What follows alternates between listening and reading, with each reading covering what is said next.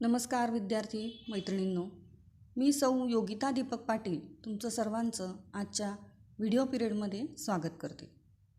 आपण science and technology part second इयत्ता 9वी यामधील 16वा लेसन तो म्हणजे हेरिडिटी अँड व्हेरिएशन याचा अभ्यास करत आहोत. मागच्या वेळेस आपण हेरिडिटी म्हणजे काय बघितलं होतं. आज आपण बघणार आहोत क्रोमोझोम्स म्हणजे काय. यासाठी तुम्हाला पान नंबर 180 काढायचा आहे. पान नंबर 180वर तुम्हाला एक डायग्राम दाखवली आहे. 16.2 ऑर्गनायझेशन ऑफ क्रोमोझोम्स या डायग्रामचं तुम्हाला निरीक्षण करायचं आहे. ही जी डायग्राम आहे ही क्रोमोझोम्सची आहे. क्रोमोझोमचं स्ट्रक्चर बघणार आहोत आपण. The structure in the nucleus of the cell that carries the heredity characteristics is called the chromosomes. म्हणजे सेलमध्ये न्यूक्लियसमध्ये क्रोमोझोम्स असतात.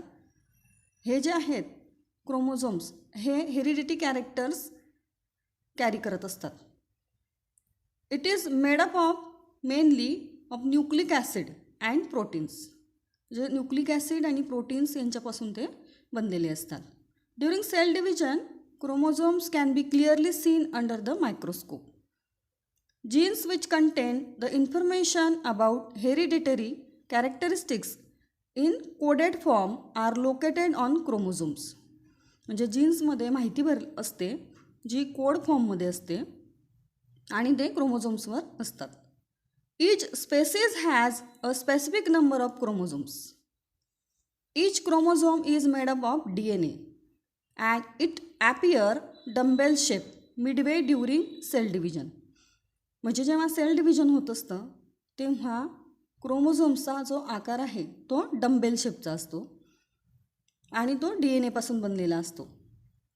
There is a constricted region on each chromosome. म्हणजे तुम्हाला असा पिळ दिलेला दिसतोय मध्ये त्याप्रमाणे याची रचना असते.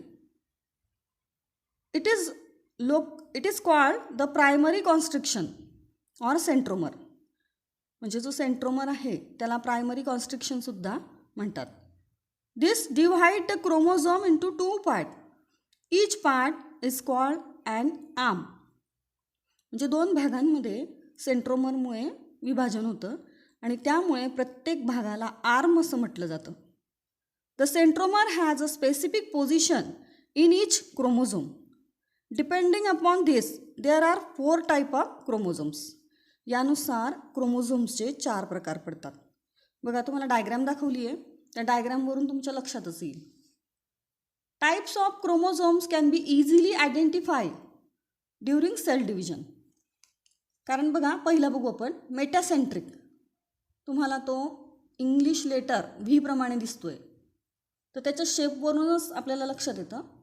The centromer is exactly at midpoint in this chromosome.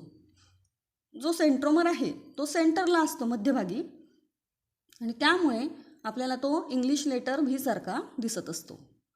The arms of this chromosome are equal in length. आणि त्यामुळे क्रोमोझोम्सचे जे आर्म्स आहे ते इक्वल लेंथचे आपल्याला दिसतात. दुसरं बघा तुम्हाला जो दाखवलेला आहे क्रोमोझोम्स तो आहे सब मेटासेंट्रिक. आता तो कसा दिसतोय इंग्लिश लेटर एल प्रमाणे. The centromeres is somewhere or near the mid point in this chromosome which therefore look like an English letter L. आणि त्यामुळे काय होतं one arm is slightly shorter than other आणि यालाच काय म्हणतात मग सब मेटासेंट्रिक. पुढचा आहे ॲक्रोसेंट्रिक. हा जो ॲक्रोसेंट्रिक आहे हा इंग्लिश लेटर जे प्रमाणे दिसतो. The centromere is near one end of the chromosome which therefore look like the English letter J. One arm is much smaller than other. पुढचा चौथा आहे बघा टिलोसेंट्रिक. हा जो टिलोसेंट्रिक आहे कशाप्रमाणे दिसतोय इंग्लिश लेटर आय प्रमाणे. The centromer is right at the end of this chromosome, making the chromosome look like a English letter I. This chromosome consists of only one arm. लक्षात घ्या याच्यामध्ये फक्त एक आर्म असतो. Generally in somatic cell chromosomes are in pair. Somatic सेल्समध्ये chromosome हे पेअरमध्ये असतात आणि क्रोमोझोमचे दोन भाग पडतात. एक आहे होमोलॉगस क्रोमोझोम्स आणि दुसरा आहे heterologous chromosome.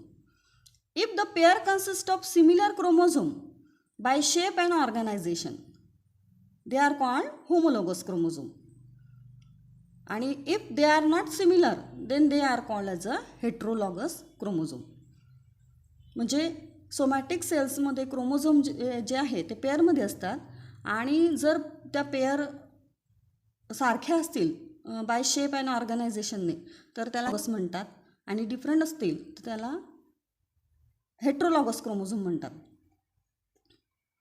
In case of organism that reproduce sexually one of the chromosomal pair is different from all than other.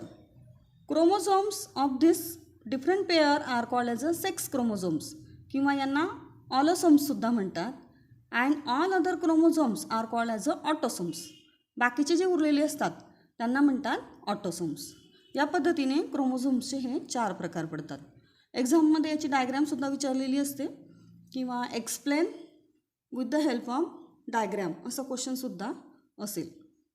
पुढचं आहे बघा. आता पुढे आपल्याला बघायचं आहे DNA. DNAचा लॉंग फॉर्म आहे deoxy रायबोन्यूक्लिक acid.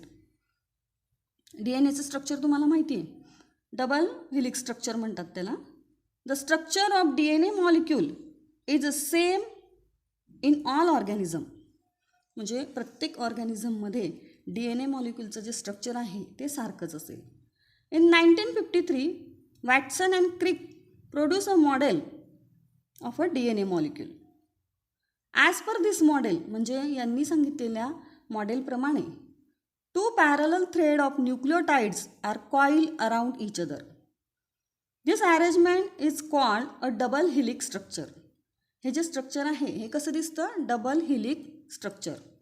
This structure can be compared with a coil and flexible ladder. म्हणजे हे स्ट्रक्चर आपल्याला कसं दिसतं की याची रचना जर आपण बघितली तर पिळवटलेल्या लवचिक शिडीसारखी आपल्याला याची रचना दिसते. आता हा जो DNA मॉलिक्यूल आहे या DNA मॉलिक्यूलमधला जो प्रत्येक स्ट्रँड आहे it is made up of nucleotide. म्हणजे तो कशाने बनलेला असतो? न्यूक्लिओटाईडने. आता यामध्ये नायट्रोजन बेस असतो. हा जो नायट्रोजन बेस आहे त्यामध्ये ॲडेनिन, ग्वानिन, सायटोसिन आणि थायमिन असे 4 प्रकारचा हा पदार्थांनी बनलेला असतो. म्हणजे अशा सबस्टन्सने तो बनलेला असतो. त्यापैकी ॲडेनिन आणि ग्वानिन यांना प्युरिन्स म्हणतात, तर सायटोसिन आणि थायमिन यांना पिरिडिन्स म्हणतात. हे लक्षात घ्यायचं आहे तुम्हाला इथे. आता यामध्ये न्यूक्लिओटाइड्स जर आपण रचना बघितली म्हणजे त्यांचं जर स्ट्रक्चर बघितलं तर in the structure of nucleotides the molecule of nitrogen base and phosphoric acid are each joined to a sugar molecule.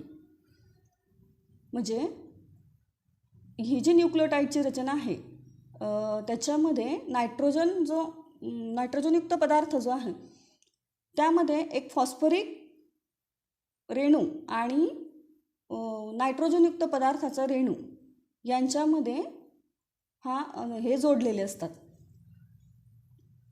As there are 4 type of nitrogenous base nucleotides also are 4 type. Nucleotide are arrange like a chain in a molecule of DNA. The 2 threads of DNA molecule are comparable to the 2 railway of ladder and each rail is made up of alternately joined molecule of sugar and phosphoric acid. इथे DNAच्या रेणूमध्ये न्यूक्लिओटाइडची जी रचना आहे किंवा रचना साखळीसारखी दिसते आणि DNAचे 2 धागे म्हणजे शिडीसारखे 2 खांब, प्रत्येक खांब हा जो आहे तो आळीपाळीने जोडलेल्या शर्करा रेणू आणि फॉस्फरिक आम्लाचा बनलेला असतो.